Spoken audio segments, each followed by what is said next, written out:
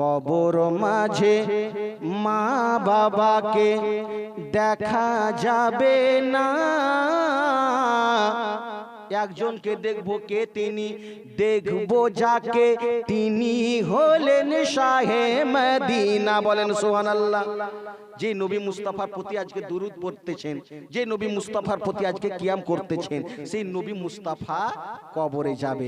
কবর মাঝে মা বাবাকে দেখা যাবে না,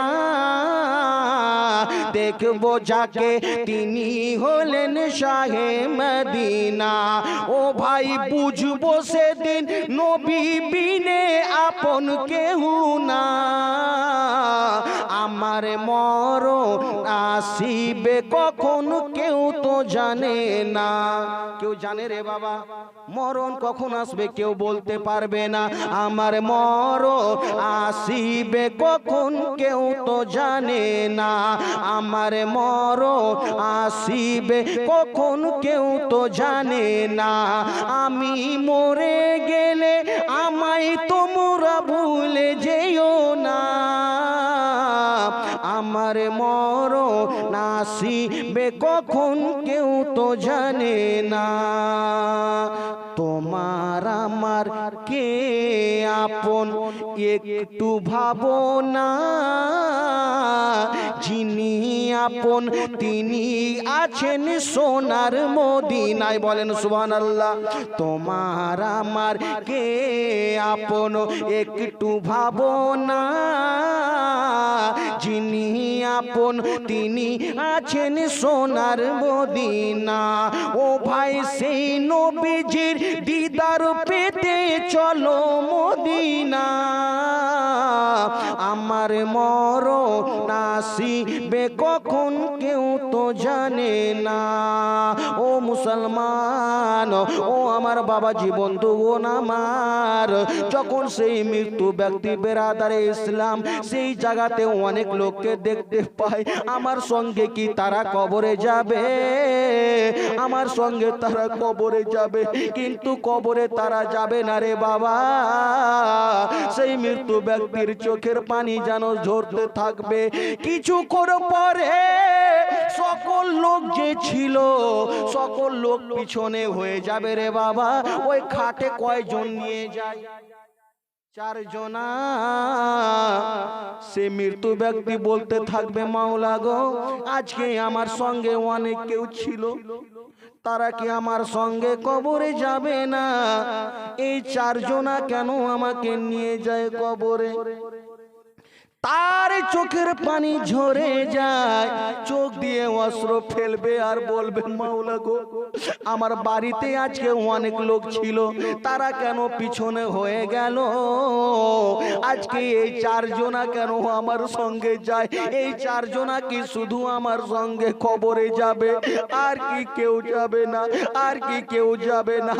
ও বেরাদার আমার ভাইরা মা বোনেরা রে, দুনিয়াতে আমরা কিসের মহব্বতে আছি রে বাবা?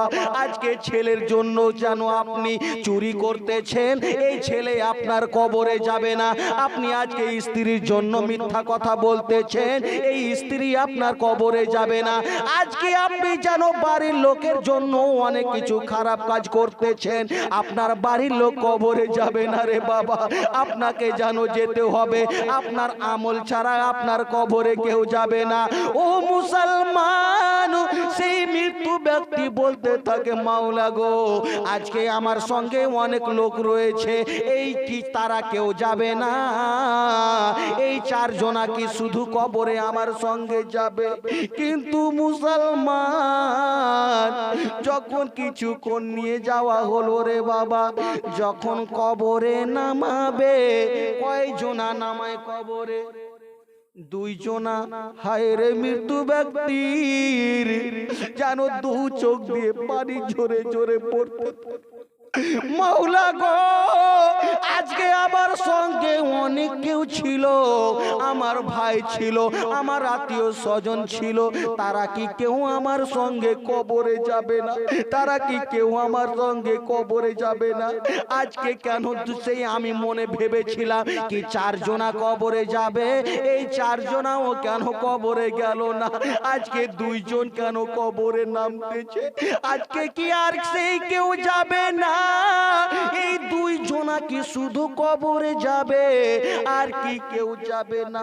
কিন্তু মুসলমান ও আমার মা বোনেরা রে, ও আমার ভাইরা রে, যখন বেরাদার সেই দুইজনা সেই মৃত্যু ব্যক্তিকে রেখে যখন উঠে যাবে, হায় রে চোখের পানি পেলে পেলে বলতে লাগবে, চোখের পানি ঝরে যাবে, মাওলা গো, আজকে আমার সঙ্গে অনেক কেউ ছিল, তারা কি কেউ আমার সঙ্গে কবরে গেল না?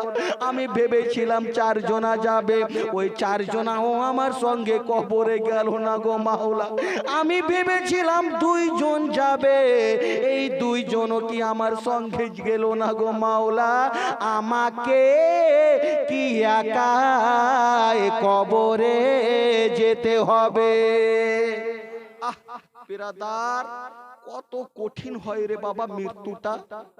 যে ব্যক্তি দুনিয়া থেকে চলে যায় সে বুঝে মৃত্যু ব্যক্তির যন্ত্রণা কত হয়, কত তাকে কষ্ট লাগে, কত তার আঘাত হয়। ও মুসলমান বাবাজি বন্ধুগণ আমার, ওই জায়গাতে যখন দুইজন যখন তাকে রেখে বেরাদার উঠে যাবে, সেই জন্য তো ছন্দ বলেন, শুনো শুনো আমার মা বনে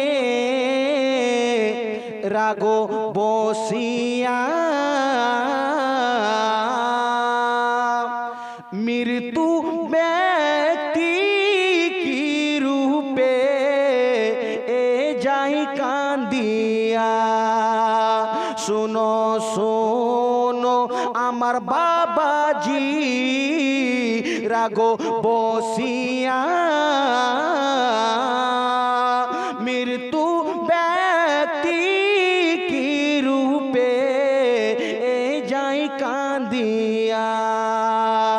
যারা চারজনা নিয়ে যাচ্ছে বুঝি আমারে,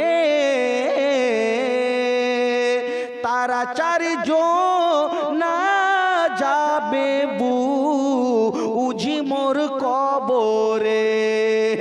ওগো তারা চারজনা কবরে তে গেল না, কবরে তে নামাইল ওগো দুইজনা। ওই দুইজনা যখনই গো উঠিবে,